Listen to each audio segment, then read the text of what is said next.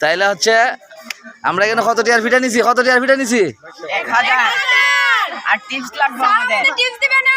Tips সহ তো 1000 দিলাম। জি না না না টিপস সহ দিছি, ঠিক আছে।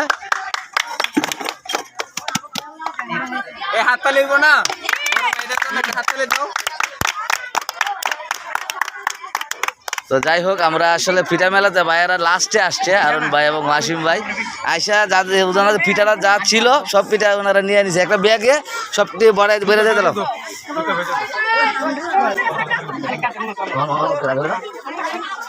ভাই খেলা নিবা দেখা ধরো, হাততালি দাও, হাততালি দাও, হাততালি।